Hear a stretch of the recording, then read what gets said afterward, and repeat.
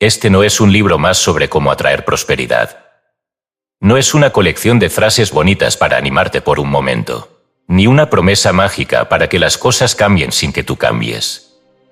Este libro es una puerta de conciencia. Una invitación seria, profunda y práctica a que tomes tu lugar en el orden divino de la vida. Porque has nacido para vivir en abundancia. Porque esa abundancia no es una excepción para unos pocos, sino tu derecho espiritual por ser expresión del principio. Porque hay una ley que gobierna el universo, precisa, infalible, perfecta, y esa ley puede ser conocida, aplicada y vivida conscientemente. Nada en este libro está basado en suposiciones, ni en ideas emocionales. Todo lo que vas a leer ha sido probado en la vida real por quienes han aprendido a pensar con claridad, a hablar con propósito, a sentir con coherencia y a actuar desde la verdad. Si tú sigues las enseñanzas que aquí se presentan, no necesitarás depender de la suerte, de los favores de otros, ni de condiciones externas. Comenzarás a comprender que todo lo que necesitas ya existe en el plano invisible y que puede ser traído la forma por el poder de tu mente cuando ésta se alinea con Dios. El corazón de este libro es el decreto, esa palabra afirmativa y consciente que, pronunciada con convicción, tiene el poder de reordenar tu mundo interno, por ley, manifestarse en tu experiencia. Pero para que el decreto funcione, debe estar fundado en comprensión. No basta con repetir frases. Debes saber por qué funcionan, cómo actúan sobre el subconsciente, qué bloqueos debes remover, qué actitud mental debes mantener y cómo sostener la dirección a pesar de las apariencias. Por eso cada capítulo ha sido escrito con detalle, con lógica interna, con profundidad espiritual, y con ejercicios prácticos que puedes aplicar desde el primer día. No necesitas fe ciega para continuar leyendo. Solo necesitas una decisión, dejar de pensar como pobre. No me refiero solo a la pobreza de dinero. Me refiero a la pobreza de ideas, de visión, de seguridad interior. Esta obra no te pide creer en algo externo. Te pide despertar a lo que ya está dentro de ti. A ese centro divino que Jesús llamó el reino de Dios. Porque allí reside tu provisión, tu paz, tu guía, tu poder. Porque si cambias tu forma de pensar, tu mundo cambiará sin error. Este libro es para ti si estás dispuesto a abandonar el viejo lenguaje de la queja, del miedo, del sacrificio. Si estás listo para asumir tu poder espiritual, no como un privilegio egoísta, sino como una responsabilidad sagrada. Porque tu abundancia no solo te libera a ti, libera también a todos los que te rodean. Una mente elevada eleva al mundo. Una vida próspera expande el bien. Y este libro ha sido escrito para ayudarte a vivir así, desde la verdad, en el bien, para siempre. Ahora empieza. Lee con intención. Aplica con perseverancia. Y verás cómo el decreto, cuando nace del alma y se sostiene en la fe, se convierte en la ley que transforma toda tu existencia. Decretos de abundancia, principios eternos para prosperar. Basado en las enseñanzas de Matt Fox. Editado y publicado por Decretos Poderosos. Todos los derechos reservados. Hemos notado que más del 80% que visita en nuestro canal no está suscrito. Puede apoyar este proyecto presionando el botón de suscribirse y dándole me gusta al vídeo. Gracias por inspirarnos en seguir creando más y mejor contenido para ti. ¿Estás listo para transformar tu vida? Capítulo 1. El pensamiento como causa universal. Todo aquello que se manifiesta en la experiencia humana tuvo su origen, antes que en cualquier otra parte, en la mente. No hay excepción a esta ley. No hay acontecimiento, circunstancia, objeto o estado emocional que no haya sido concebido, sostenido y proyectado por el pensamiento. A esta verdad fundamental la llamamos ley de mentalismo, y ella afirma que toda causa es mental, y toda condición visible no es más que el reflejo condensado de un patrón invisible que la precede. Así como una sombra necesita de un cuerpo para proyectarse, el mundo externo necesita de una idea para cobrar existencia. No existe nada fuera del pensamiento. La vida entera es un proceso de causa y efecto que ocurre en la esfera de la mente. Quien no comprende esto, vive en la ilusión, y quien lo comprende, posee la llave que abre todas las puertas. Esta ley es simple en su enunciado pero poderosa en sus implicaciones. Si todo lo que ocurre en nuestra vida ha sido causado por nuestros pensamientos, entonces no hay azar, no hay destino ciego, no hay castigo divino, no hay suerte, ni maldición heredada, ni conspiración del mundo exterior. Solo hay ideas en acción. No importa si fueron conscientes o inconscientes, deseadas o temidas, sostenidas voluntariamente o absorbidas sin darnos cuenta. Lo cierto es que todo cuanto aparece en nuestro mundo personal ha sido fabricado por el material mental que sostenemos como verdadero. La mente no descansa. Siempre crea. Siempre proyecta. Siempre produce en su exterior lo que guarda en su interior. Esta es la ley. Comprender la mente como causa es comprendernos como creadores. Pero no creadores al modo del capricho ni de la fantasía, sino como instrumentos precisos de una ley que nunca falla. Esta ley funciona con exactitud matemática. Siembra una idea, y tarde o temprano verás la cosecha correspondiente. Piensa en salud, y manifestarás vigor. Piensa en escasez, y manifestarás necesidad. Piensa en pérdida, y perderás. Piensa en expansión, y crecerás. Pero no basta con pensar una cosa una sola vez para que se manifieste. Lo que importa es la claridad del pensamiento sostenido, no el relámpago del deseo fugaz. La mente responde a la convicción. La forma sigue a la creencia. Esta es la clave. Muchos hombres y mujeres sufren porque ignoran este principio. Creen que las cosas les pasan sin darse cuenta de que las han pensado primero. Se quejan del destino, de la economía, de sus vecinos, de sus padres, de su suerte, sin advertir que ellos mismos han estado alimentando imágenes mentales de temor, de escasez, de limitación, de injusticia. Cada vez que te repites interiormente que algo es difícil, estás ordenando a tu subconsciente que lo hará así. Cada vez que das por hecho que el dinero escasea, estás instruyendo a tu mente para que te cierre los canales de ingreso. Cada vez que temes una pérdida, estás invitando su manifestación. La ley no distingue entre lo que deseas y lo que temes. Solo responde a lo que crees con fuerza, sea por fe o por miedo. La ley de mentalismo también nos revela que no existen causas materiales.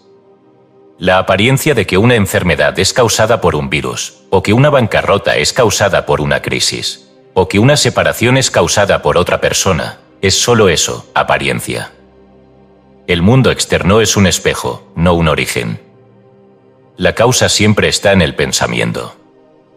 Las condiciones externas son el efecto. Este principio, cuando se comprende a fondo, libera al ser humano de toda esclavitud. Nos convierte en dueños de nuestro destino. Nos entrega el timón de nuestra vida en nuestras propias manos.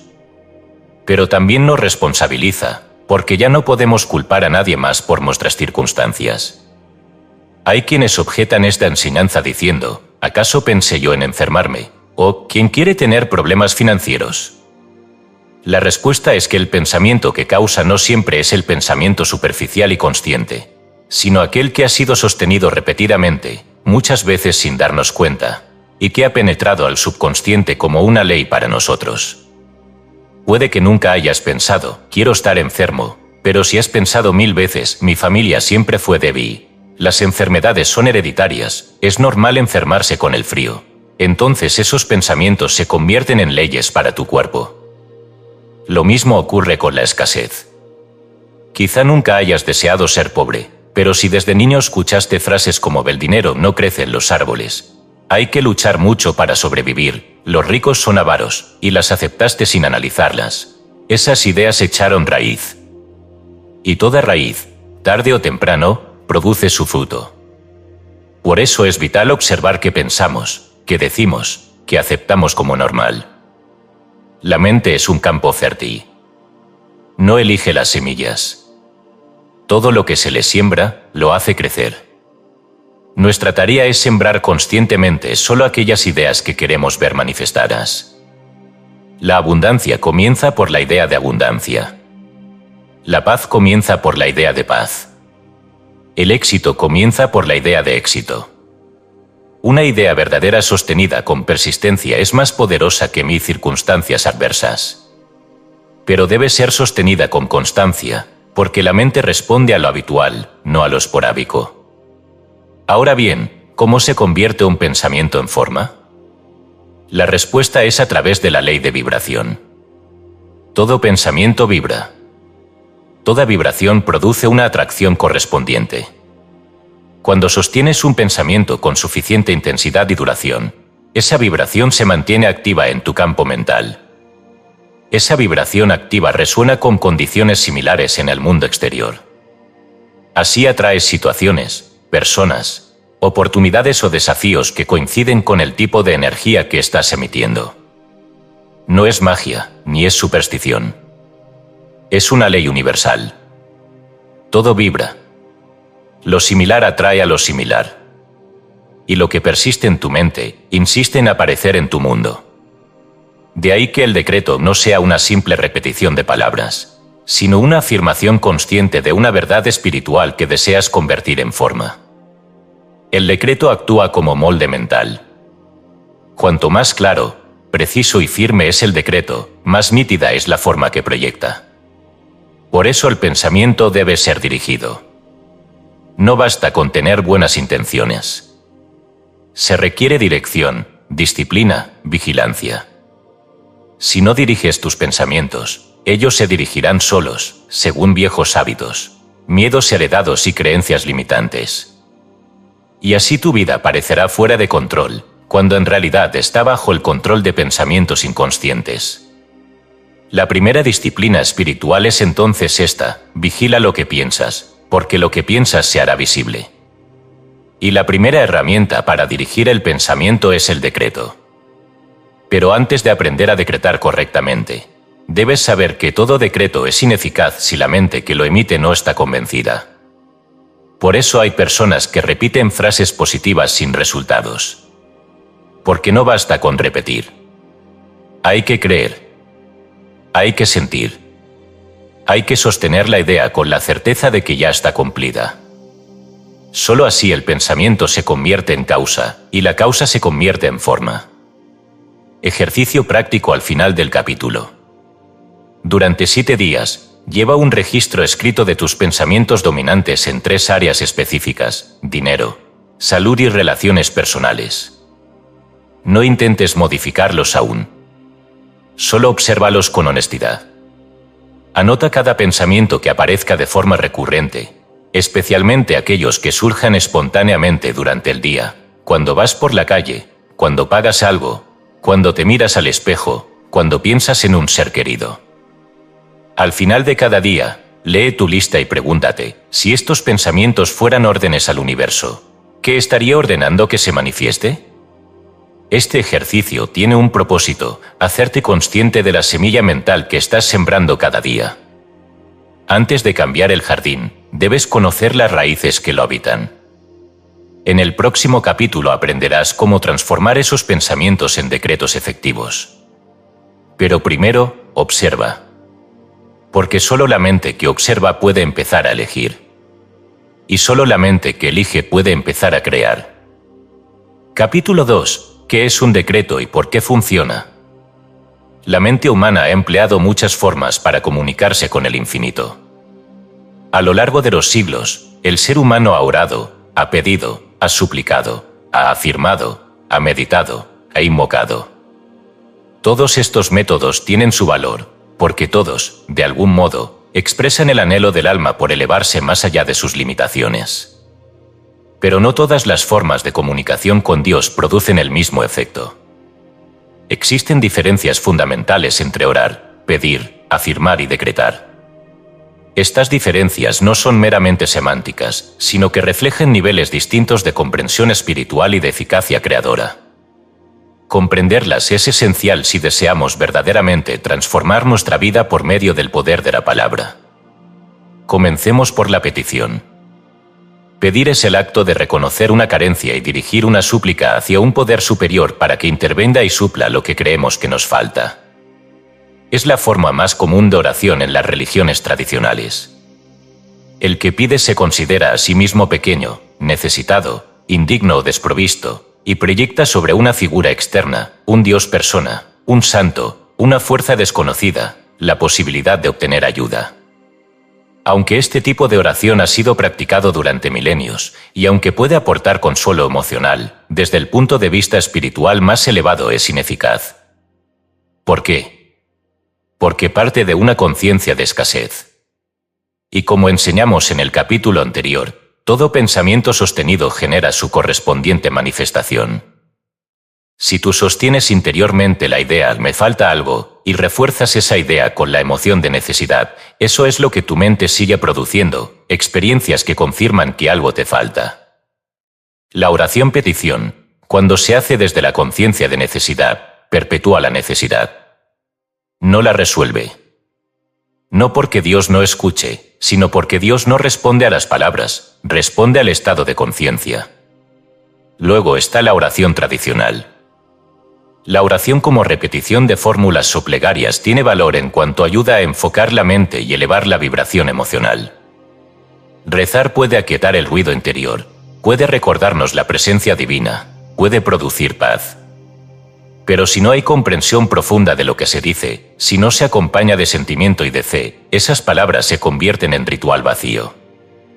Jesús mismo advirtió sobre este riesgo cuando dijo, y orando, no uséis vanas repeticiones, como los gentiles, que piensen que por su palabrería serán oídos. Mateo 6, 7. La oración verdadera no es el sonido de los labios, sino la orientación de la mente. No es una súplica, es una alineación con la verdad. La afirmación representa un paso más avanzado. Afirmar es declarar que algo es cierto, aunque aún no se manifieste. Es una forma de reeducar el pensamiento. Las afirmaciones bien construidas tienen el poder de debilitar patrones mentales negativos e introducir ideas constructivas en el subconsciente. Por ejemplo, cuando una persona repite, «tengo derecho a prosperar» o «el bien fluye hacia mí fácilmente», está sustituyendo una creencia de escasez por una idea más elevada. El valor de la afirmación radica en su repetición constante y en la intención que la acompaña. No obstante, la afirmación tiene un límite, es útil para reprogramar la mente, pero no necesariamente contiene el poder de la manifestación inmediata. Afirmar es sembrar, decretar es crear. ¿Y qué es entonces un decreto? Un decreto es una proclamación espiritual con autoridad. Es el acto de declarar una verdad espiritual como ya realizada, con el poder de quien sabe que la ley responde. El decreto no rueda. No duda. No espera. El decreto ordena, en el sentido de alinear la energía mental y espiritual con una verdad ya establecida en el plano de lo invisible. El decreto no es una petición al cielo, es una proclamación desde el cielo interior. Cuando decretas, actúas como hijo de Dios, no como mendigo del universo.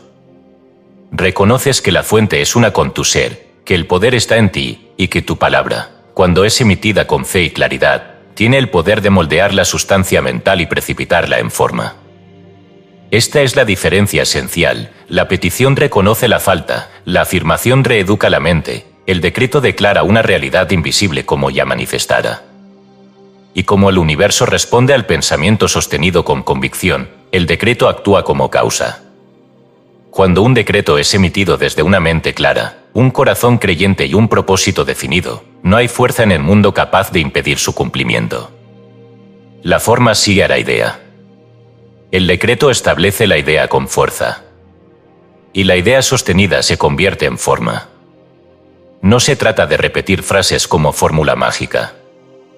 Se trata de comprender que el decreto es una orden mental y espiritual que establece un nuevo patrón en la conciencia. Por ejemplo, si alguien decreta, Dios es mi provisión, ahora y siempre, y lo hace sabiendo que Dios es principio, que la sustancia divina es infinita y que Él es uno con esa sustancia, entonces está afirmando una ley espiritual. Y como esa ley es verdadera, su cumplimiento es inevitable.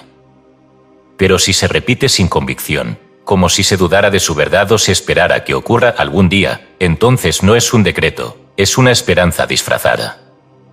El decreto verdadero no espera, proclama. No desea, declara.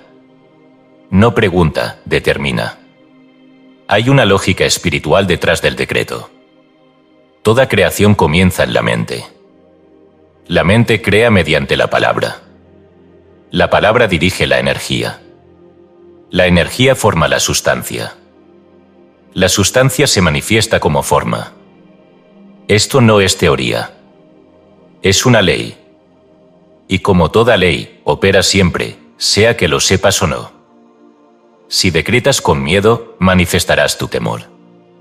Si decretas con fe, manifestarás tu visión.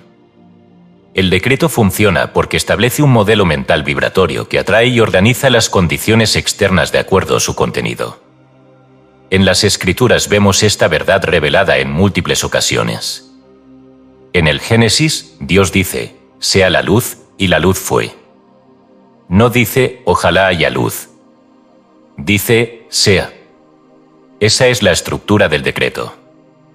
Y si nosotros fuimos creados a imagen y semejanza de Dios, entonces también tenemos la capacidad de decir, sea, y así será. Jesús lo demostró cuando ordenaba, levántate, ve en paz, sé sano.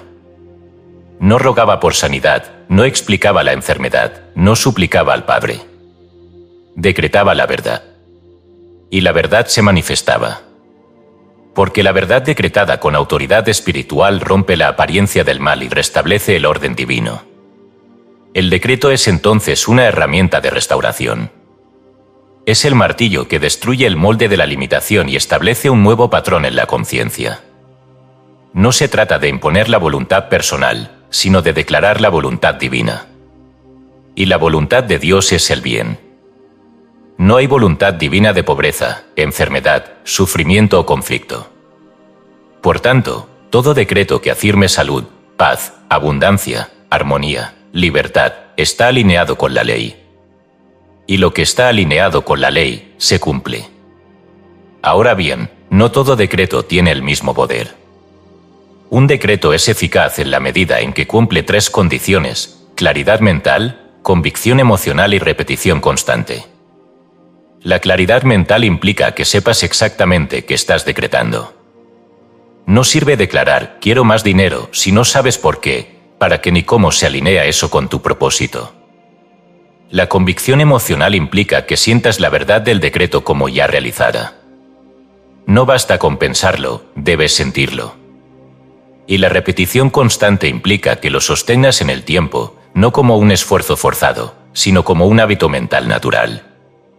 Decretar no es agitar la superficie de la mente, es impregnar el subconsciente con una imagen tan clara y sostenida, que todo tu ser la acepte como cierta. Ejercicio práctico al final del capítulo. Elige una situación concreta que deseas transformar, puede ser económica, emocional, laboral o de salud. Formula un decreto breve, preciso y positivo, en tiempo presente, como si ya estuviera cumplido. Por ejemplo, mi provisión es abundante y constante. Gracias, Padre. Escríbelo. Léelo en voz alta 3 veces por la mañana y 3 veces por la noche, durante 7 días. Pero no lo repitas mecánicamente. Antes de pronunciarlo, cierra los ojos y visualiza la condición como ya realizada. Siente que ya es tuya. Da gracias por ello. Luego, pronuncia el decreto con voz firme, segura, sin urgencia ni ansiedad. Guarda silencio unos segundos después de decirlo. Y repite este proceso cada día. Observa que cambia en tu mente. Luego, observa que cambia en tu mundo. Capítulo 3. La naturaleza de Dios como fuente infinita. Toda enseñanza espiritual que aspire a transformar profundamente la vida del ser humano debe comenzar por establecer, sin equívocos ni ambigüedades, una concepción clara de Dios. No un Dios antropomórfico, caprichoso, sometido a emociones humanas, que premia o castiga según la place. No un Dios lejano, separado, indiferente o inaccesible. Esa imagen infantil de un Dios con rostro humano, sentado en un trono en alguna dimensión superior, ha hecho más por mantener la esclavitud mental de los hombres que la ignorancia misma. No, Dios no es una persona. Dios es principio. Y este hecho lo cambia todo. Llamamos principio a aquello que es eterno, absoluto, impersonal, perfecto, inmutable y universal. Un principio no puede fallar. Un principio no cambia. Un principio no se cansa ni se contradice. Así como la ley de la gravedad no suspende su acción por simpatía ni se fortalece por la fe de quien cae, así también el principio que llamamos Dios opera siempre, en todo lugar, con la misma fuerza, con la misma perfección, con la misma fidelidad. No hay sitio donde no esté, ni situación que escape a su acción. Por eso podemos decir sin temor a error que Dios es el bien, en su forma pura, infinita e indivisible. Y como todo lo que emana de Dios lleva su naturaleza, nada que proceda del principio puede contener mal alguno. Dios no está allí arriba observando nuestras luchas. Dios es la inteligencia que da forma al universo, es la vida que anima toda expresión, es el amor que mantiene unido todo lo creado, es la sustancia que sostiene cada átomo, es la ley que gobierna el orden del cosmos. No está fuera, está en todo y en todos. En ti, lector, como en cada hoja de árbol, como en cada rayo de sol, como en cada pensamiento verdadero. No hay lugar en el que Dios no esté. Esta es la omnipresencia. Y si Dios está en todo, entonces el bien está en todo. Solo hace falta que lo reconozcamos. El problema surge cuando, aún declarando que Dios es el bien, lo concebimos como una voluntad que puede negarse, que puede juzgar, que puede retener su provisión si no somos dignos. Esa idea ha contaminado la conciencia de millones, sembrando culpa, miedo, resentimiento y un sentido de impotencia que paraliza. Pero al principio no juzga. No conoce favoritismos. No distribuye sus bendiciones con medida arbitraria. Dios no decide a quién bendecir y a quién no. Dios es como el sol, brilla para todos por igual. Si tú no recibes su luz, no es porque el sol se haya apagado, sino porque estás encerrado en una habitación con las cortinas cerradas. El decreto abre esas cortinas. Pero primero debes comprender que la luz está siempre disponible. Cuando decimos que Dios es fuente infinita, estamos afirmando una realidad espiritual que debe ser entendida, no simplemente creída. Fuente significa origen, causa primera, manantial inagotable. Infinita significa sin límite, sin escasez, sin agotamiento posible. Dios no tiene reservas que se acaban. Dios no necesita almacenar. No necesita restar para dar. Todo lo que da, lo da sin dejar de poseerlo. El bien que fluye hacia ti no le es quitado a otro. La abundancia que se manifiesta en tu vida no empobrece al universo. Por eso, la creencia en la competencia, en la escasez, en el sacrificio como requisito para recibir, es una blasfemia contra la naturaleza de Dios. Nada de lo que procede de Dios puede faltar jamás. ¿Por qué? Porque lo que procede de Él es Él mismo en expresión. La salud verdadera no es algo que Dios te otorga, es la vida divina fluyendo en ti. La provisión verdadera no es un salario, ni un cheque, ni una cuenta bancaria. Es la sustancia divina manifestándose en forma visible. El amor verdadero no es un sentimiento humano, es el Espíritu de Dios reconociéndose en otro. Lo que viene de Dios no puede ser robado, no puede disminuir, no puede ser limitado por ninguna condición externa. Lo único que puede limitar su manifestación en tu vida es tu conciencia. Allí está la puerta. Allí se abre o se cierra el canal. No en las circunstancias, no en las personas, no en el mercado, no en la historia familiar. En tu mente. Por tanto, si deseas vivir en abundancia, debes comenzar por reconocer esta verdad fundamental. Toda abundancia viene de Dios, y Dios es ilimitado. Y como tú eres hijo de Dios, hecho a su imagen y semejanza, el canal para recibir esa abundancia está dentro de ti. No fuera. Nadie tiene que darte nada. Nada tiene que ocurrir allá afuera. Solo necesitas alinear tu conciencia con esta verdad: Dios es mi fuente, ahora y siempre. Esta afirmación no es una fórmula poética. Es una declaración metafísica, una ley espiritual, una clave de poder. Cuando esta idea es aceptada por tu mente, cuando se vuelve tu convicción dominante, cuando se convierte en tu lente de visión interior, entonces todo en tu mundo comienza a ordenarse de acuerdo con ella. Los canales visibles cambian, se abren, se multiplican, porque la causa ya fue establecida en el plano superior. Nada puede obstaculizar la manifestación de un bien que procede directamente de la fuente. Si tú estás conectado mental y emocionalmente con la idea de escasez, vivirás limitaciones. Pero no porque falte el bien, sino porque tú estás cerrando el grifo por donde debía fluir. No se trata de merecer. No se trata de ser bueno en el sentido moralista. Se trata de aceptar. El universo espiritual no responde a la conducta externa, sino a la aceptación interna. Aquello que aceptas como verdadero en tu corazón, eso será hecho en tu experiencia. Muchas personas se preguntan, ¿y por qué si Dios es tan bueno, hay pobreza, hay enfermedad, hay sufrimiento? La respuesta es sencilla pero profunda, porque la mayoría de las personas no conocen ni practican esta verdad. Están atrapadas en una conciencia colectiva de miedo, de culpa, de separación. Creen que el bien es escaso, que deben luchar por él, que hay que sacrificarse para obtenerlo, que el dolor es noble.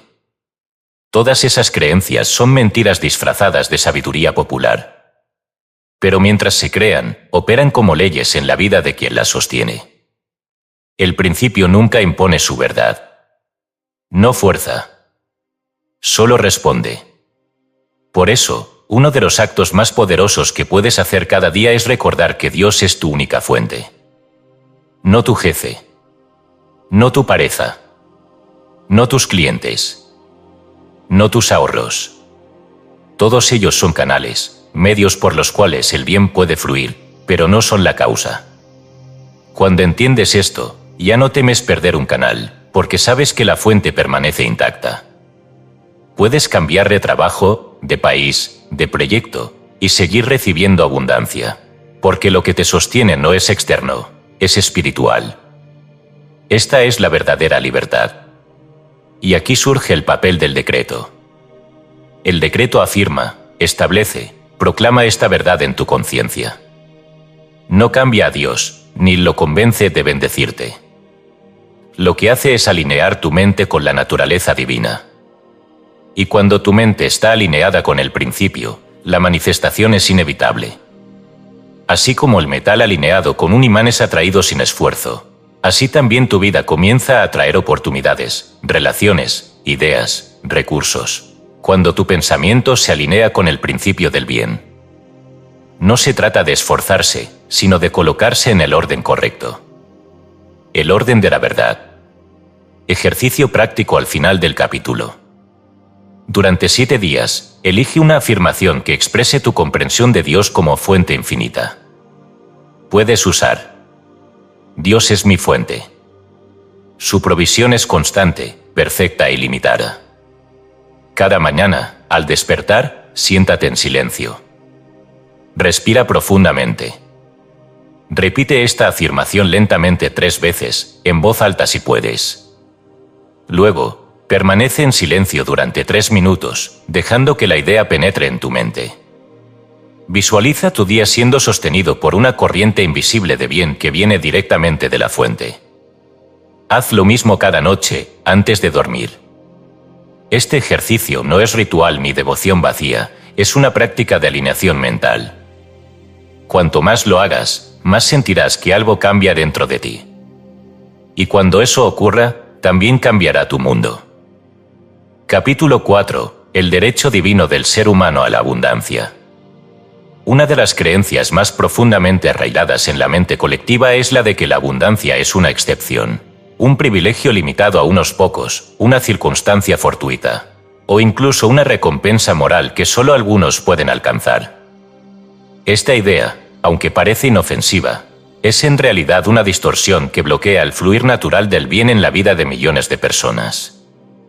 Nos han enseñado a ver la abundancia como una conquista rara, en lugar de reconocerla como lo que verdaderamente es, un derecho espiritual, absoluto e inalienable, del ser humano como hijo de Dios.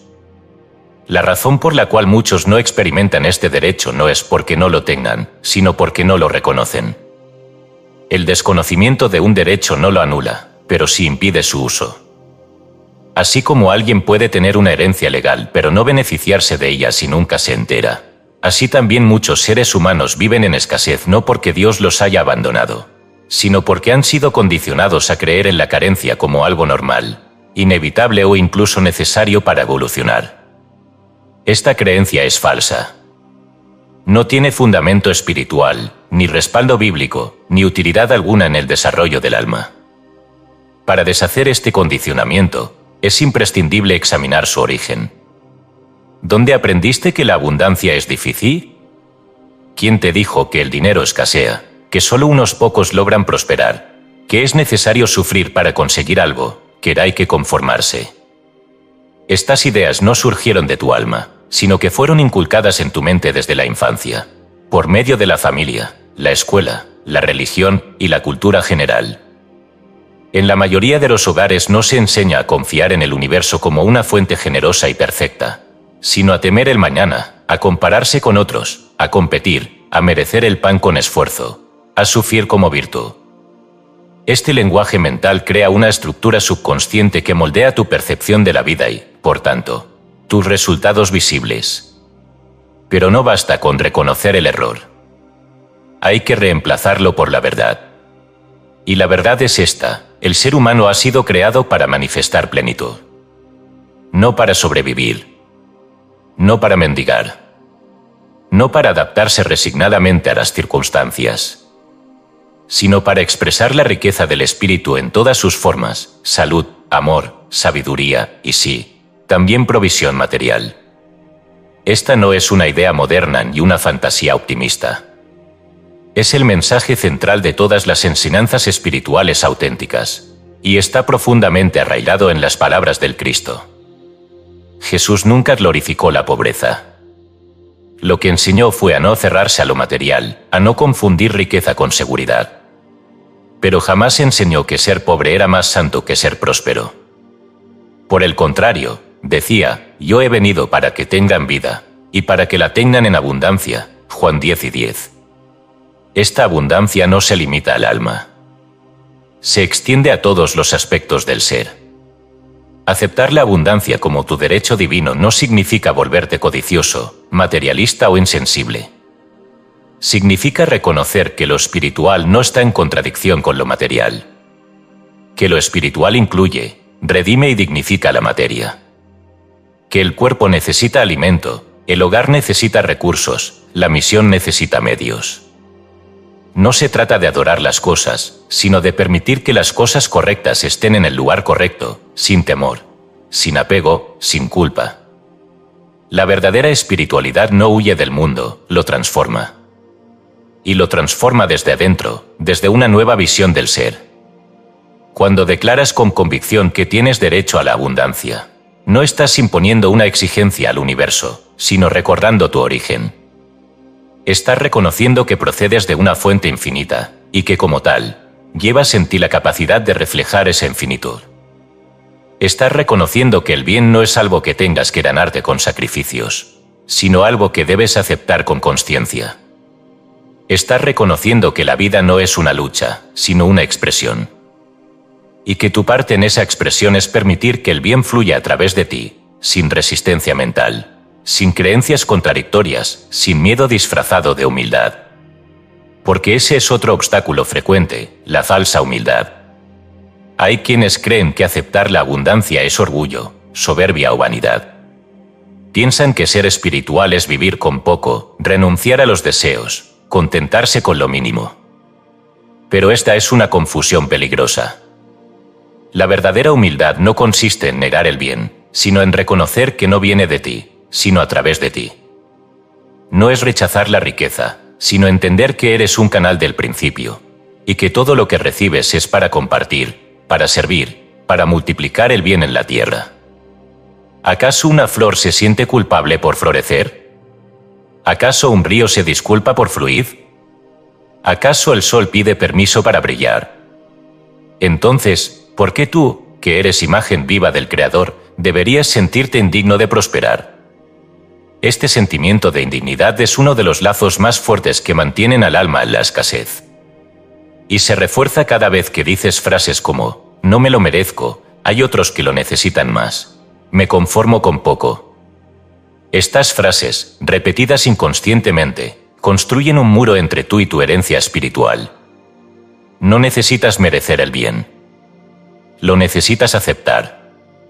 Ya te fue dado desde el principio. No se trata de acumular más que otros. Se trata de dejar de vivir menos de lo que puedes ser. Se trata de ocupar tu lugar en el plan divino, no como espectador pasivo, sino como expresión activa del reino de Dios. Y aquí aparece nuevamente el poder del decreto. Porque aunque el derecho es tuyo, debes reconocerlo y afirmarlo. El decreto actúa como un acto de soberanía espiritual. Es tu voz diciendo al universo, yo sé quién soy. Yo sé de dónde vengo. Yo sé lo que me pertenece por derecho. Y esta afirmación, repetida con convicción, comienza a disolver las creencias viejas, los patrones heredados, los temores escondidos. El decreto no crea el derecho. Lo activa. Lo hace operativo en tu conciencia. Lo convierte en experiencia. Ninguna ley humana puede anular tu derecho divino. Ninguna economía, ningún gobierno, ninguna historia personal puede borrarlo. Lo único que puede limitar su manifestación es tu consentimiento interior a la escasez. Por eso, el primer acto de liberación es decir, ya no acepto vivir como si no tuviera derecho. Este simple acto de afirmación, repetido día tras día, transforma tu relación con la vida. Ya no vives esperando limosnas del destino. Vives como heredero legítimo del reino. Y esa nueva postura mental comienza a atraer hacia ti personas, situaciones, oportunidades y recursos que reflejan tu nueva identidad. Ejercicio práctico al final del capítulo. Durante los próximos 7 días, cada vez que pienses en dinero, en trabajo, en gastos o en cualquier situación relacionada con lo material, detente un momento y repite en voz alta, o mentalmente si estás en público. La abundancia es mi derecho divino. Yo la acepto ahora. Hazlo con conciencia. Si al decirlo sientes duda, miedo o incomodidad, no lo reprimas. Obsérvalo. Reconoce que es parte del antiguo condicionamiento que estás transformando. No luches contra él. Solo repite la verdad. Insiste, no con esfuerzo, sino con firmeza. Después de cada afirmación, respira profundo y visualiza una puerta abriéndose dentro de ti. Una puerta por la que entra luz. Esa luz es tu herencia espiritual. No necesitas buscarla. Solo abrirte a ella. Día tras día, el muro de la escasez mental se debilita. Y cuando cae, el bien entra como un río. Capítulo 5. Cómo el subconsciente responde al decreto. Para comprender plenamente el poder de un decreto y su capacidad de transformar tu vida, es indispensable explorar la estructura de la mente humana tal como ha sido revelada por la observación espiritual, no solo psicológica. Porque aunque la psicología moderna ha hecho avances notables en su comprensión de la mente, es la sabiduría espiritual la que penetra hasta el núcleo mismo del funcionamiento creador del alma. La mente no es un objeto, ni una facultad separada del espíritu. Es un campo de energía viva, un instrumento a través del cual se expresan las leyes del principio divino. Este campo tiene 2 niveles operativos claramente definidos, la mente consciente y la mente subconsciente. Cada una cumple una función precisa. Cada una tiene una relación directa con el poder creador de la palabra. La mente consciente es la parte de ti que razona, analiza, elige y decide. Es tu centro de atención, tu inteligencia deliberada, tu capacidad de observarte y hacer elecciones voluntarias. Esta mente está despierta cuando lees, cuando escuchas, cuando dialogas, cuando decretas. Pero su poder de creación no es directo. La mente consciente formula la idea, pero quien la ejecuta es la mente subconsciente. Esta última es la sede de todos los hábitos, creencias arraigadas, emociones repetidas, memorias no procesadas y, sobre todo, el punto donde se forma la realidad visible. el subconsciente es un servidor leal, infalible, pero también impersonal. No discute. No juzga. No interpreta. Solo acepta y ejecuta lo que le es entregado repetidamente con convicción y emoción. Esto explica por qué muchas personas afirman querer una cosa y, sin embargo, viven lo contrario. Porque su deseo está en la mente consciente, pero su programación contraria está en el subconsciente. La mente consciente dice, quiero prosperar, pero el subconsciente, lleno de impresiones antiguas como el dinero corrompe, es difícil tener éxito, no soy suficiente, ejecuta otro guión. Y lo ejecuta con absoluta fidelidad. El resultado es un conflicto interno, dos mentes operando en direcciones contrarias, una que desea y otra que impide. Mientras esto no se resuelva, ningún decreto podrá manifestar plenamente su poder. El decreto es el puente entre ambas mentes. Es la herramienta mediante la cual la mente consciente reeduca al subconsciente. Pero no cualquier afirmación logra esto. Para penetrar el umbral del subconsciente, el decreto debe cumplir ciertas condiciones, debe ser claro, repetido, sostenido emocionalmente y formulado en tiempo presente. Porque el subconsciente no opera con lógica ni con cronología. No distingue entre realidad y fantasía, ni entre ayer y mañana. Solo responde a impresiones fuertes y repetidas. Cada vez que repites un pensamiento con emoción, estás imprimiendo un molde en el subconsciente. Ese molde será la causa de futuras manifestaciones. Aquí es donde la mayoría fracasa sin saberlo. Repiten frases positivas una vez al día, y el resto del tiempo piensan en miedo, en carencia, en limitación. Y como el subconsciente responde más al pensamiento habitual que al ocasional, se mantiene la vieja programación. Por eso el decreto no puede ser un acto esporádico ni mecánico.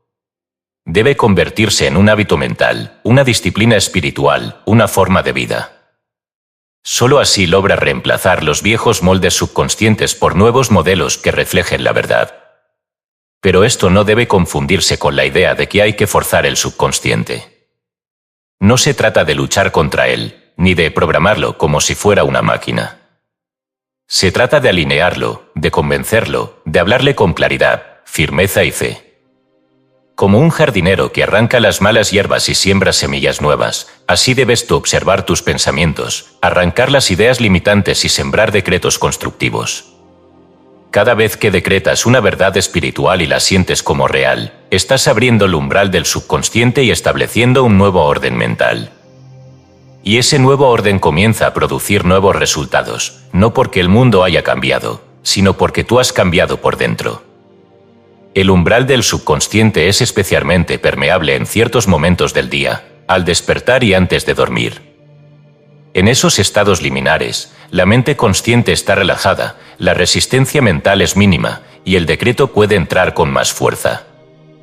Por eso es recomendable que los decretos más importantes se hagan al iniciar y al cerrar el día.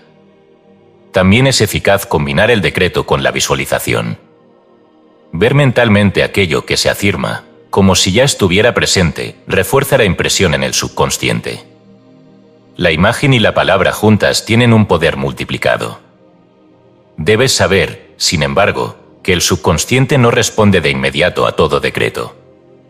Especialmente si existe una programación previa contraria, se requerirá repetición, persistencia y fe. Aquí es donde muchos abandonan. Dicen, lo intenté, pero no funcionó. Y no comprenden que el subconsciente no responde a intentos, sino a convicciones sostenidas.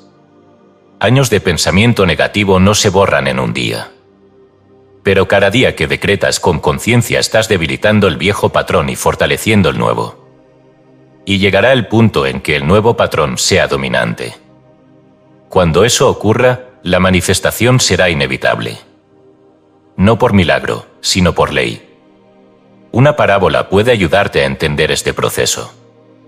Imagina que tu mente consciente es un arquitecto, y tu subconsciente es un constructor. El arquitecto diseña los planos, pero quien levanta el edificio es el constructor. Si tú entregas planos vagos, contradictorios o confusos, el edificio será débil o no se construirá. Pero si entregas planos claros, detallados y consistentes, el constructor hará su trabajo con fidelidad. Así ocurre con tus decretos. Son los planos que entregas a tu mente profunda. Y tu mundo externo será el reflejo exacto de esos planos, tarde o temprano, sin error. En este punto, es importante entender que el subconsciente no está en contra tuya. No es un enemigo.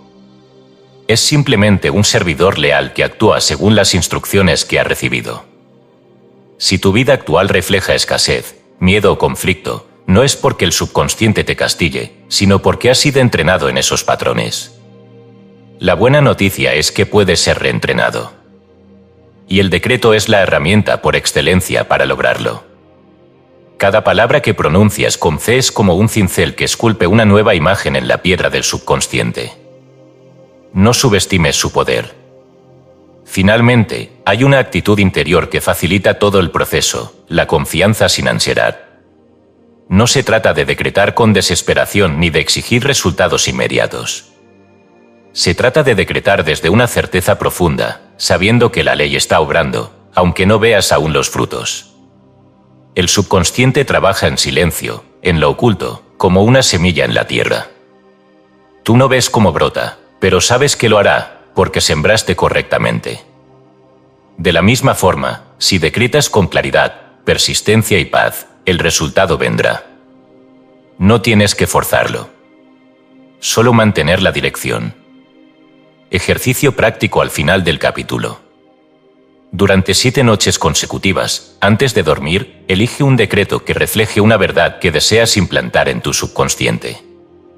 Puede ser: la inteligencia divina guía mi mente y prospera todos mis caminos. Siéntate en tu cama, cierra los ojos, respira profundo. Repítelo lentamente 3 veces, visualizando una luz que entra por tu coronilla y desciende hasta tu corazón.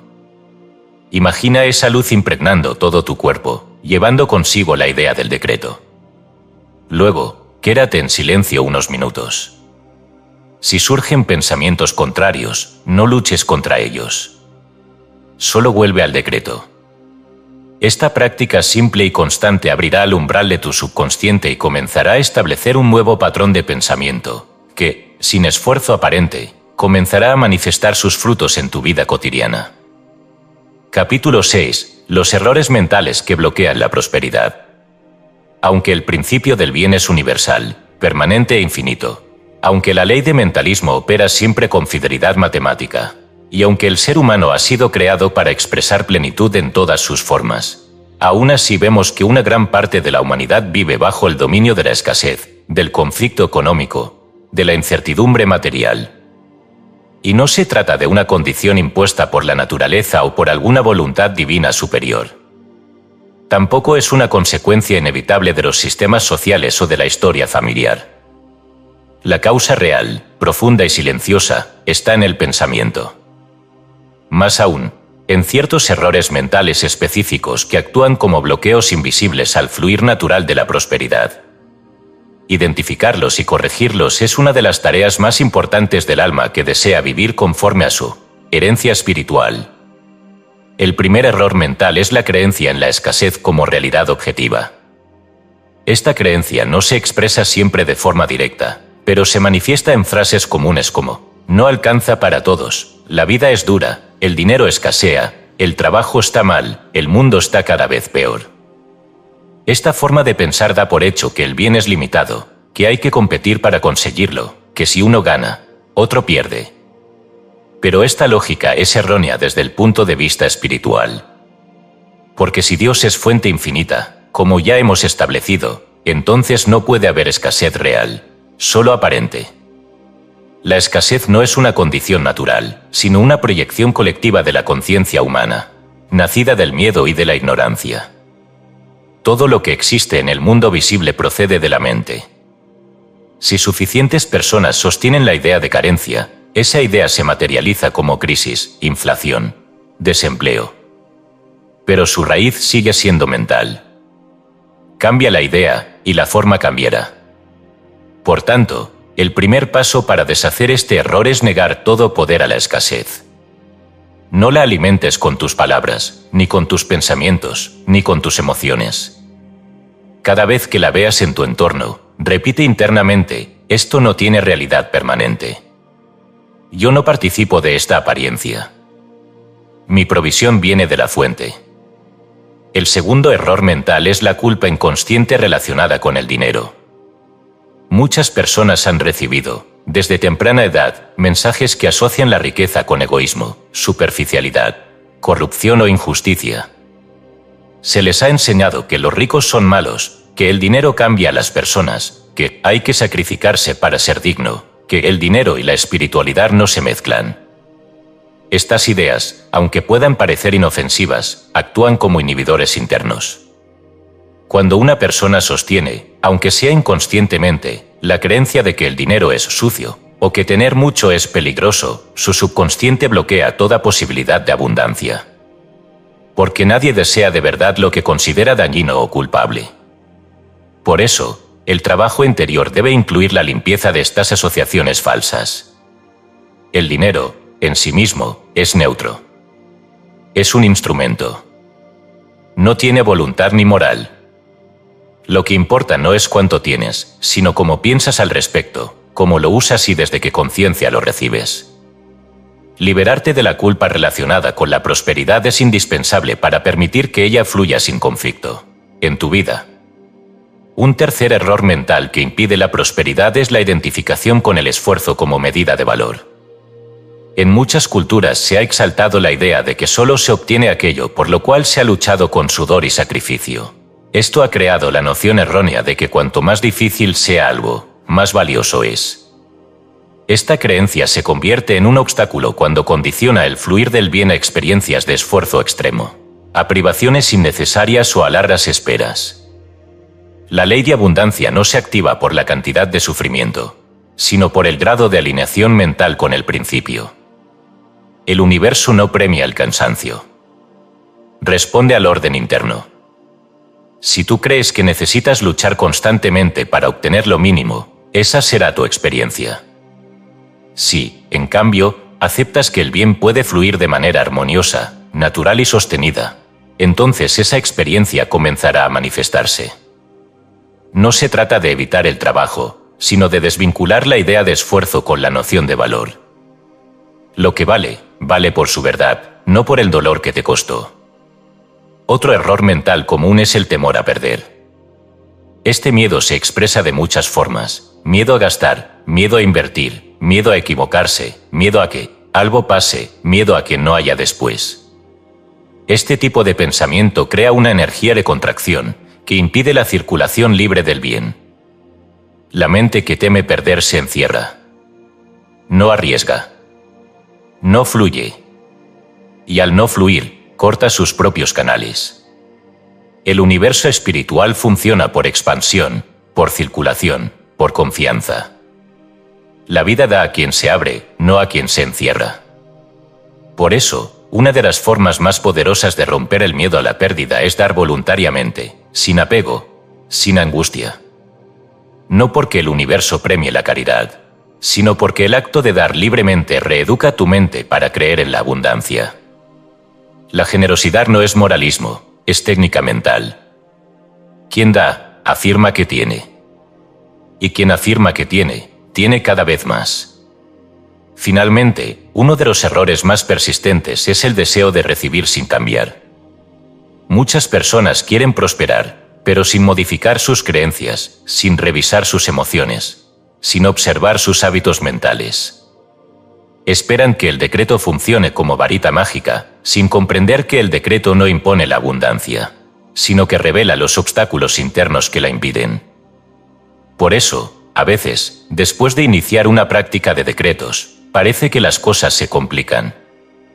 Pero no es que el decreto no funcione. Es que empieza a remover el lodo mental acumulado. Es como limpiar una cañería: al principio el agua parece más turbia, pero es porque se está desincrustando lo viejo. Si tú te detienes ante los primeros síntomas de incomodidad, abortas el proceso. Pero si persistes, si sigues decretando la verdad a pesar de las apariencias, Si sostienes la nueva idea con firmeza, el canal se limpia y el bien fluye sin obstáculos. Por eso, el mayor error de todos es renunciar antes de tiempo. Transformar estos errores mentales no requiere años de estudio, sino días de práctica consciente. Observarte, escucharte, corregirte y, sobre todo, sustituir el pensamiento erróneo por la verdad. No luches contra tus viejas ideas, reemplázalas. Así como nadie saca la oscuridad con palos, sino que enciende la luz, así también tú puedes disipar el miedo, la culpa, la escasez, encendiendo la conciencia con decretos poderosos, repetidos, sentidos, vividos. Porque cada decreto verdadero que afirmas con convicción es un acto de desinstalación del error y de instalación de la verdad. Ejercicio práctico al final del capítulo. Durante los próximos 7 días, haz lo siguiente. 1. Identifica un pensamiento limitante relacionado con la prosperidad. Puede ser, es difícil ganar dinero, no tengo suerte, no me alcanza, siempre gasto más de lo que gano. 2. Escríbelo en una hoja. Luego, formúlalo en positivo como un decreto. Ejemplo: es difícil ganar dinero, el dinero fluye hacia mí con facilidad y gozo. 3. Cada vez que te sorprendas repitiendo o sintiendo el viejo pensamiento, detente, respira y declara con firmeza el nuevo decreto. 4. Lleva un registro diario de cuántas veces realizas este cambio mental. Este ejercicio no busca cambiar el mundo externo, sino interrumpir el hábito de error y reemplazarlo por un patrón de verdad. Y ese simple acto, repetido con conciencia, transforma la raíz de tu experiencia. Capítulo 7. La palabra hablada y su poder de construcción o destrucción. Desde los tiempos más antiguos, las tradiciones espirituales han reconocido el poder sagrado del verbo. No como símbolo poético, ni como recurso literario, sino como una verdad literal y operativa, la palabra crea. En el primer capítulo del Génesis, la creación comienza con un acto verbal, y dijo Dios, sea la luz, y fue la luz. Esta afirmación no es mitológica ni metafórica, es una enseñanza metafísica. El mundo visible surge de la palabra, del verbo que declara, que ordena, que establece. Y si el ser humano ha sido hecho a imagen y semejanza de Dios, entonces también su palabra posee poder creador. Lo que tú dices se vuelve ley para tu subconsciente. Lo que tú declaras con convicción se organiza en tu vida como experiencia. El verbo no es solo comunicación, es causa. Es por eso que las palabras que pronuncias a diario, ya sea en voz alta o internamente, están esculpiendo tu destino sin que lo notes. El lenguaje habitual no es neutro. No hay palabras inofensivas.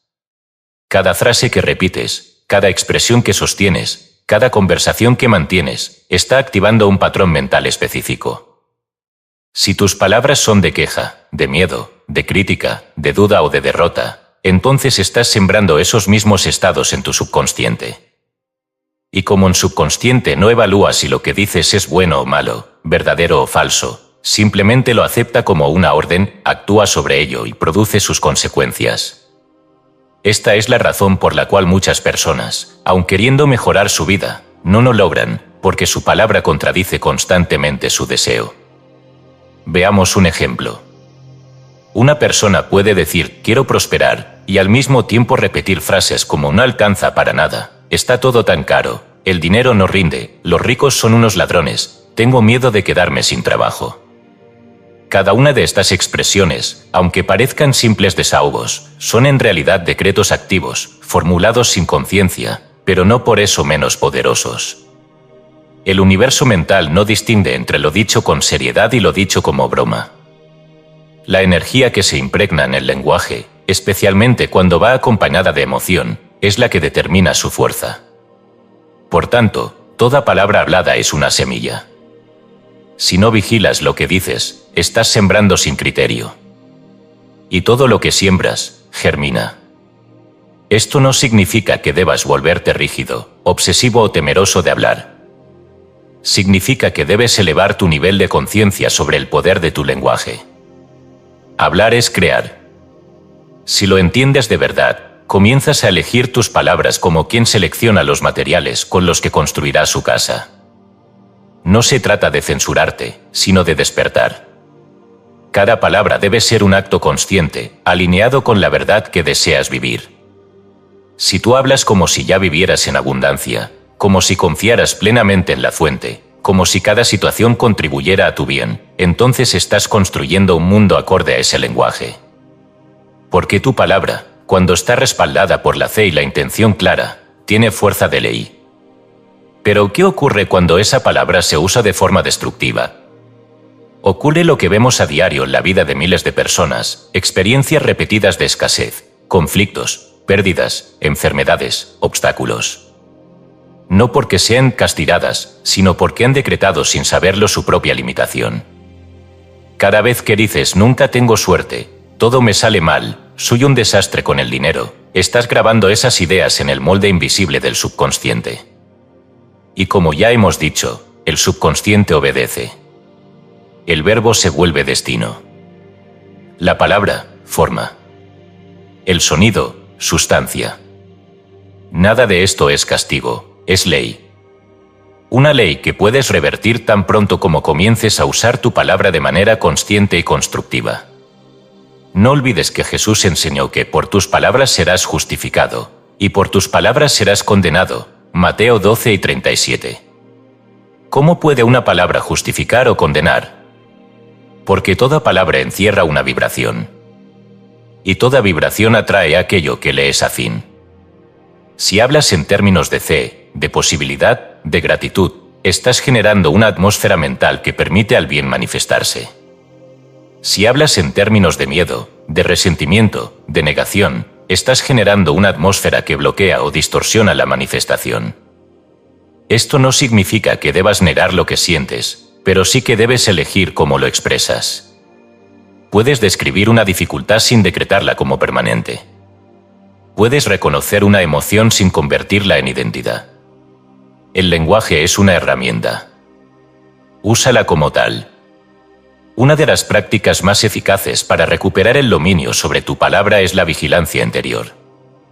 Esto consiste en observarte durante el día, especialmente en las conversaciones cotidianas, y notar cuántas veces usas expresiones negativas, limitantes o autodepreciativas. Te sorprenderás. Muchas veces repetimos frases por costumbre, sin darnos cuenta de su contenido. Frases como «esto es un lío», «me va a matar el estrés», «esto está imposible», «yo no sirvo para esto», «nunca voy a salir adelante», son programaciones activas. Y lo peor es que las pronunciamos con fuerza, con emoción, con convicción. Exactamente como se pronuncian los decretos. Pero en dirección opuesta al bien. Para revertir esta dinámica, debes introducir una nueva forma de hablar, clara, positiva, elevada. No se trata de ser optimista ingenuo, sino de ser consciente creador. Habla como quien sabe que su palabra tiene poder.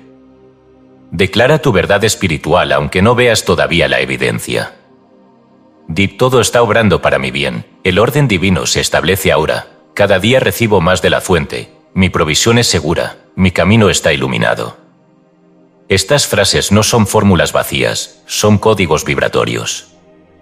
Cuando lo repites con fe, empiezas a modificar tu atmósfera mental. Y cuando la atmósfera cambia, cambian los frutos. Otra técnica eficaz es la reversión inmediata. Cuando descubras que has dicho algo negativo o limitante, no te culpes ni te castigues. Solo detente, reconoce el error y declara inmediatamente lo contrario. Si dijiste esto es un desastre, puedes decir, cancelo ese pensamiento. Declaro que el orden divino se manifiesta aquí y ahora. Este pequeño acto de reversión detiene la siembra del error y establece una nueva dirección mental. Con práctica, esto se vuelve natural. Y tu lenguaje se convierte en un instrumento cada vez más afinado, más limpio, más poderoso. Recuerda siempre, no hay palabra inofensiva. Cada frase construye o destruye. Cada expresión te acerca o te aleja de la vida que deseas. El verbo no solo revela tu estado interior, lo define. Por tanto, cuida tu palabra como cuidas tu alma. Habla con fe. Habla con propósito. Habla como quien ya vive en el reino del bien. Ejercicio práctico al final del capítulo. Durante 7 días, realiza el siguiente ejercicio. 1. Lleva contigo una pequeña libreta o usa una nota mental muy activa. 2. Cada vez que te descubras diciendo, o pensando con fuerza, una expresión negativa, anótala o reconócela. No para castigarte, sino para observar. 3. Inmediatamente, declara una reversión verbal. Ejemplo: esto está difícil, el orden divino abre caminos nuevos y fáciles para mí. No me alcanza, Dios es mi fuente. Yo recibo ahora todo lo necesario. 4. Al final de cada día, repasa las reversiones hechas. Notarás que, poco a poco, tu lenguaje empieza a cambiar. Y con él, tu atmósfera interna. Y con ella, tu realidad. Este ejercicio no es un juego. Es un acto de reentrenamiento espiritual que transforma tu verbo en instrumento de creación consciente. Capítulo 8. El tiempo, la fe y la ley de ritmo. Una de las causas más frecuentes de frustración espiritual en aquellos que comienzan a aplicar los decretos de abundancia es la aparente demora en los resultados. Se decreta con fe, se afirma la verdad, se visualiza con constancia, y sin embargo, parece que nada ocurre. Surgen entonces las dudas: ¿estoy haciendo algo mal? ¿Será que no me corresponde? ¿Y si esto no funciona para mí? El error está en creer que toda manifestación debe ser inmediata. Esta expectativa, nacida del impulso emocional y de la impaciencia de la mente superficial, ignora un principio espiritual fundamental que sostiene todo proceso creador: la ley de ritmo. La ley de ritmo afirma que todo se manifiesta en ciclos, en secuencias ordenadas, en etapas naturales de desarrollo. Así como una semilla requiere tiempo para germinar, brotar, crecer y dar fruto, así también toda idea sembrada en la mente requiere su propio tiempo de maduración. No es que la ley falle, ni que el decreto sea débil. Es que el proceso de manifestación opera con exactitud matemática dentro de su propio ritmo. Comprender este ritmo es esencial para desarrollar la verdadera fe. Porque la fe no es impaciencia disfrazada de optimismo. La fe es certeza tranquila en el cumplimiento de lo invisible. Es saber que ya está hecho, aunque aún no se vea. Y es sostener esa certeza con paz y gratitud durante el tiempo necesario. Todo decreto, cuando es formulado con claridad, repetido con constancia y sentido con convicción, genera una causa en el plano espiritual. Esa causa comienza a organizar circunstancias, atraer personas, inspirar ideas, remover obstáculos y reordenar condiciones. Pero este proceso, aunque perfecto, no es siempre visible al instante. Muchas veces los cambios comienzan en lo oculto, en lo que no se ve, en los niveles internos de tu conciencia y de tu entorno. El decreto puede estar removiendo viejas creencias que ya no sirven, disolviendo relaciones que ya no son útiles, desprogramando hábitos destructivos, y todo eso requiere tiempo de reacomodo. Pretender que la manifestación ocurra sin ese proceso es como exigir una cosecha sin respetar las estaciones. Es desconocer la inteligencia ordenada del principio. Aquí es donde la mente no entrenada suele perder la dirección. Ante la demora aparente, comienza a dudar. Y la duda interrumpe el ritmo. No porque el decreto haya perdido poder, sino porque el canal por el cual debía fluir se ha bloqueado por la incredulidad. La duda es como cavar una planta recién sembrada para ver si está creciendo. Ese acto impide que la raíz se afirme. El alma que decreta debe aprender a esperar sin ansiedad. No con resignación pasiva, sino con una confianza activa que dice: yo sé que mi bien ya ha comenzado a manifestarse. Lo veo en lo invisible. Lo siento en mi alma. Y me alineo con su ritmo. La ansiedad es el síntoma de una conciencia que no ha comprendido el principio. Es la expresión de una mente que cree que todo depende del esfuerzo, del control, de la urgencia. Pero la vida espiritual no responde a la presión. Responde a la alineación. Por eso, cuando decretes una verdad, no pongas plazos. No establezcas condiciones. No preguntes cuándo. Di simplemente, esto ya es mío en el plano espiritual. Se manifiesta en el momento perfecto, de la forma perfecta, por los canales perfectos. Esa afirmación, repetida con calma y firmeza, mantiene tu mente alineada con la ley. Y cuando tú estás alineado, no hay esfuerzo, hay flujo. No hay tensión, hay ritmo. No hay ansiedad, hay paz. La ley de ritmo también enseña que todo proceso tiene su latido. Así como el corazón tiene su pulsación, así como el día sigue a la noche y la marea sube y baja, así también tu vida espiritual tiene un ritmo interno. Hay momentos de inspiración y momentos de silencio. Hay fases de expansión y fases de recogimiento. Ninguna es mejor que la otra. Todas son necesarias. Lo que hoy parece una pausa, mañana se revela como una preparación. Lo que hoy sientes como vacío, mañana será el espacio donde nacerá algo nuevo. Si tú juzgas tu proceso desde la impaciencia, lo interrumpes.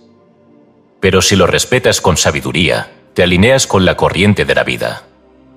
Porque la abundancia no es solo un resultado, es un flujo. Y ese flujo no puede ser forzado, pero sí acompañado. No olvides que muchas manifestaciones tardan no porque haya resistencia externa, sino porque dentro de ti aún hay pensamientos contradictorios que necesitan ser purificados. Dios no retrasa su provisión. El principio no falla. Pero tú debes estar preparado para recibir. Porque el decreto no solo trae lo que pides, también te transforma a ti para que seas capaz de sostenerlo. Esta es una de las razones por las cuales el tiempo es un maestro espiritual. No se trata de que el universo esté decidiendo cuándo darte tu bien. Se trata de que tu alma esté lista para recibirlo, sostenerlo y expandirlo. El tiempo no es castigo, es proceso de maduración. Una metáfora útil es la del horno. Cuando preparas un pan y lo introduces en el horno, no lo abres cada minuto para ver si ya está listo. Sabes que necesita calor constante y tiempo suficiente. Si lo sacas antes, no estará cocido. Si lo abres constantemente, se baja. Así también con tus decretos, una vez formulados, déjalos en el horno espiritual de la fe. Mantén el calor con tu gratitud y respeta el tiempo de cocción. No lo interrumpas con dudas. No lo enfríes con miedo. No lo compares con otros procesos. Cada alma tiene su ritmo. Cada manifestación tiene su momento. El bien llega siempre, pero llega cuando el alma está lista. Por eso, al aplicar tus decretos, cultiva una actitud de confianza serena. Evita mirar constantemente los resultados. En lugar de preguntar cuándo, declara, gracias, Padre, porque esto ya es mío. Esa afirmación no fuerza, permite.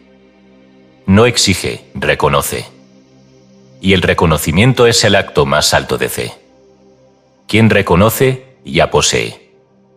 Quien agradece por adelantado, ya ha recibido. Quien confía sin ansiedad, ya está en armonía con el ritmo del bien. Ejercicio práctico al final del capítulo.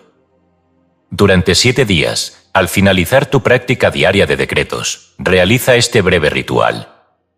1. Colócate en silencio, respira profundo y repite 3 veces. Todo se manifiesta en mi vida en el ritmo perfecto del amor divino. 2. Luego visualiza un reloj sin manecillas, solo con un círculo de luz. En ese círculo ve tu deseo ya realizado, brillando. No te preguntes cómo ni cuándo. Solo míralo como algo presente en el plano invisible. Respira profundamente 3 veces más y repite. Confío en el proceso. Agradezco por adelantado. Todo está bien. Este acto no es un gesto simbólico. Es un ajuste vibratorio. Es tu alma diciendo al universo, estoy en paz. Estoy listo. Estoy alineado.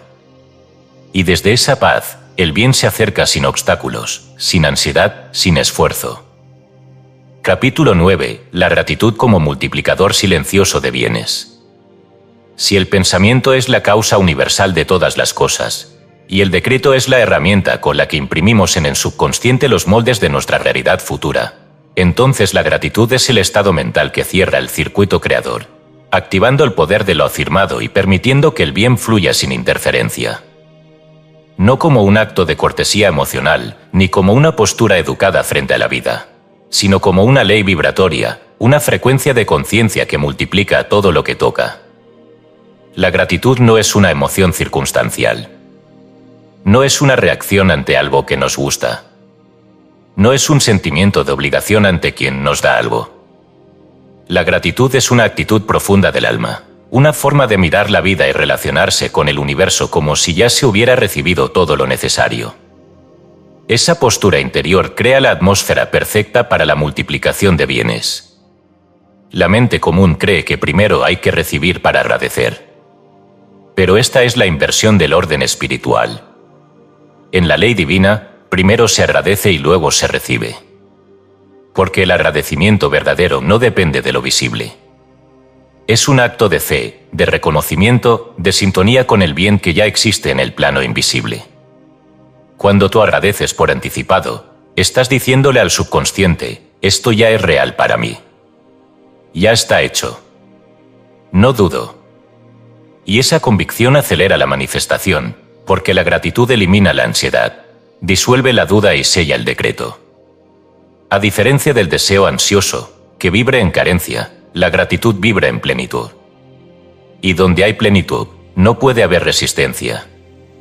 Este es el secreto que muchos han pasado por alto. Decretan correctamente, visualizan con claridad, pero se mantienen esperando la señal, la respuesta, la evidencia, y mientras esperan, dudan. Esa duda, aunque sea mínima, introduce una contradicción en el molde mental. El universo responde no solo a las palabras, sino al tono vibratorio en el que esas palabras son pronunciadas. Un decreto dicho con ansiedad no tiene la misma fuerza que uno sellado con gratitud. Porque la gratitud implica que el bien ya está presente. Y eso convierte la fe en certeza. No en espera pasiva, sino en alineación profunda. La gratitud, entonces, no debe limitarse a agradecer lo que ya tienes en el plano visible. Ese es solo el comienzo. El verdadero ejercicio espiritual consiste en agradecer por lo que aún no ves, pero sabes que es tuyo por derecho. Esto no es ilusión ni autosugestión. Es comprensión metafísica. Es alineación con el principio. Cuando Jesús multiplicó los panes y los peces, no rogó por un milagro. Dio gracias. Agradeció antes de ver el resultado. Ese acto es la clave, el reconocimiento agradecido de lo invisible como ya realizado. No hay decreto más poderoso que decir, gracias, Padre, porque ya está hecho. El alma que vive en gratitud no necesita forzar, ni luchar, ni convencer a nadie. Porque sabe que su provisión viene de Dios, no de las personas. Porque entiende que el bien no es fabricado por ella, sino que fluye a través de ella. La gratitud le da paz. Y esa paz crea espacio. Un alma ansiosa está apretada, contraída, cerrada. Un alma agradecida está abierta, receptiva, libre. Y el universo entra por donde hay apertura, no por donde hay tensión. Por eso, muchas veces, basta con cambiar la actitud interior de queja o expectativa tensa, por una gratitud silenciosa y confiada, para que las puertas se abran y las condiciones cambien. Pero no confundas gratitud con resignación. No es decir gracias por lo que tengo, aunque no me guste. No es una aceptación pasiva del mal. El mal no viene de Dios, y por tanto no debe ser aceptado como permanente. La gratitud verdadera no bendice la miseria, sino reconoce el bien detrás de la apariencia, y agradece por su pronta manifestación. No es conformismo, es visión espiritual. Agradecer no por lo que ves, sino por lo que sabes. Esa es la gratitud que transforma. También debes estar atento a no convertir la gratitud en rutina vacía. Repetir gracias, gracias, gracias mecánicamente, sin sentirlo, sin comprenderlo, sin alinearte con lo que estás afirmando, es un acto sin fuerza. La gratitud verdadera requiere presencia, requiere intención, requiere profundidad. Puedes decir una sola vez gracias, Dios mío, porque ya lo he recibido, y si lo dices con total convicción, con el corazón abierto, esa única vez puede valer más que 1000 repeticiones automáticas. No es la cantidad de palabras, es la calidad de conciencia con que se expresan. Otra dimensión importante de la gratitud es que no solo atrae el bien, sino que lo multiplica. Lo que agradeces, crece. Lo que valoras, se expande. Lo que reconoces como don, se fortalece. ¿Quieres más salud? Agradece cada pequeño signo de bienestar. ¿Quieres más provisión? Agradece cada ingreso, cada ayuda, cada canal. ¿Quieres más paz? Agradece los instantes de serenidad, por breves que sean. El universo responde a lo que tú valoras. Si te enfocas en lo que falta, expandes la carencia. Si te enfocas en lo que ya tienes, visible o invisible, expandes la abundancia. No subestimes el poder de la gratitud silenciosa. No siempre es necesario pronunciar grandes discursos. Basta con detenerte un momento, cerrar los ojos, respirar profundo y decir internamente, gracias. Solo eso. Con atención, con fe, con presencia. Esa sola palabra, dicha desde el alma, reordena tu vibración. Cambia tu frecuencia. Restablece el contacto con la fuente. No necesitas que algo ocurra para agradecer. Agradecer hace que las cosas ocurran. Ejercicio práctico al final del capítulo. Durante 7 días, realiza este ejercicio 3 veces al día, al despertar, a mediodía y antes de dormir. 1. Cierra los ojos, respira profundamente y repite 3 veces. Gracias, Dios mío, porque mi vida está llena de bien, visible e invisible. 2. Luego, sin apresurarte, nombra en voz alta o mentalmente 3 cosas por las que estés agradecido. No importa cuán simples o pequeñas parezcan. Lo importante es sentir el reconocimiento. Si puedes, incluye al menos una cosa que aún no se haya manifestado, pero que deseas recibir. Ejemplo, gracias por mi salud. Gracias por mi paz interior. Gracias por la provisión que ya viene en camino. 3. Termina el ejercicio con esta afirmación. Yo vivo en gratitud, y la gratitud multiplica todo lo bueno en mi vida. No se trata de fingir alegría, sino de entrenar tu alma a reconocer el bien más allá de las apariencias. Porque al hacerlo, tu conciencia se eleva al plano donde todo ya está resuelto. Y desde ese plano, la manifestación es solo cuestión de tiempo. Capítulo 10. Cómo vivir una vida de abundancia permanente.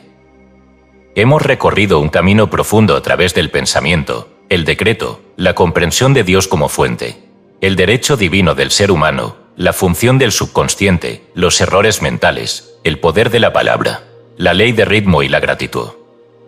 Pero aún resta el paso más importante, la integración. Porque no se trata solo de decretar de vez en cuando, ni de afirmar con fuerza durante una semana, ni de esperar resultados inmediatos con ansiedad. Se trata de vivir la abundancia como una forma de ser, como una conciencia continua, como una manera íntegra de habitar el mundo. Es aquí donde la abundancia se vuelve permanente. No como una serie de eventos afortunados, sino como un estado interno que sostiene todo lo demás. Una vida de abundancia permanente no se basa en las condiciones externas. No depende del salario, del mercado, de las noticias o de las circunstancias. Se basa en la unificación total del ser, pensamiento, palabra, emoción y acción alineados con la verdad. Cuando cada uno de estos aspectos de tu ser vibra en armonía con el principio, el bien fluye de forma sostenida. No como un evento aislado, sino como un modo natural de existencia. Porque la verdadera riqueza no es la suma de cosas que poseéis, sino la estabilidad interior que sostiene todo lo que expresas.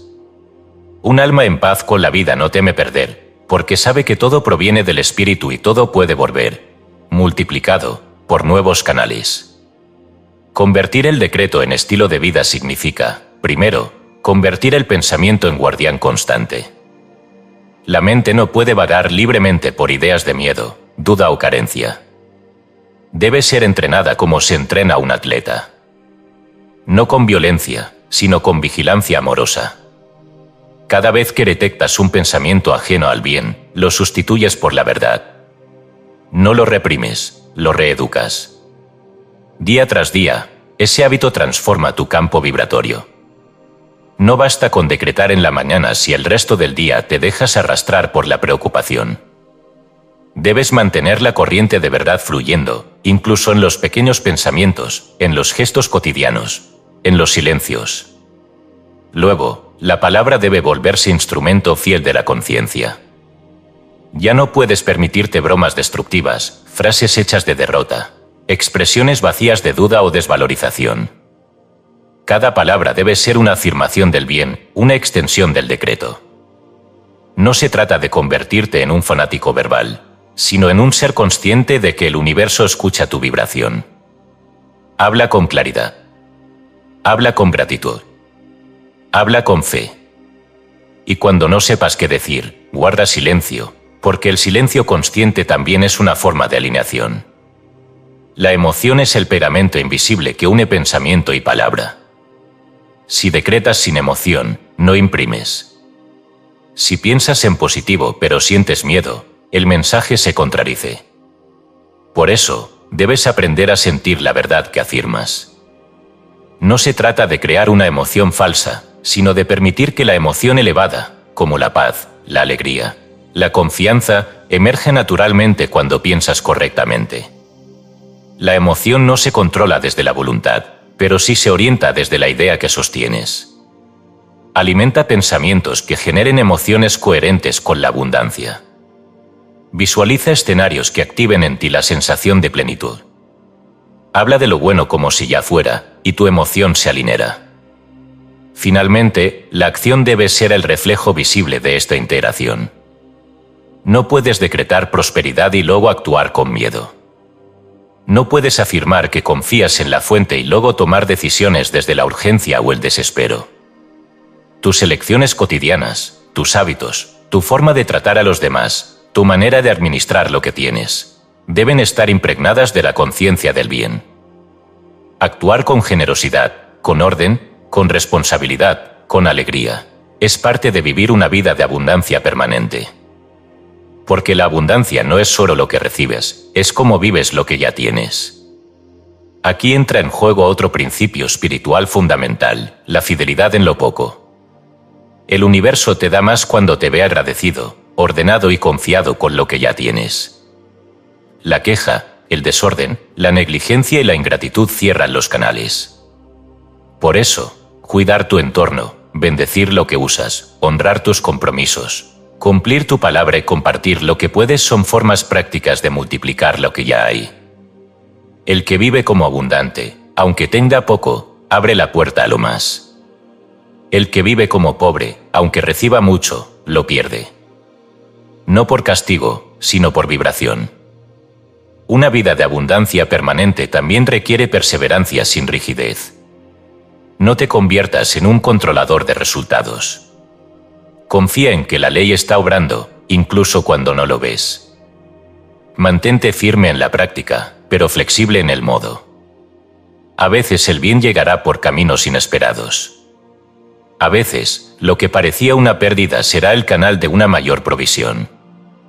Si tú sostienes la dirección, el universo se encargará de los detalles. Pero esa dirección debe estar basada en una comprensión profunda, no en expectativas emocionales. El alma que ha comprendido el principio ya no se debate entre fe y miedo. Vive con certeza. Ya no pregunta ¿funcionará? Vive sabiendo que la ley obra siempre. Ya no necesita pruebas. La vida misma es la evidencia. Ya no decreta para conseguir, decreta para mantener el orden interior. Y ese orden se refleja en todo lo externo. Vive como un canal de bien.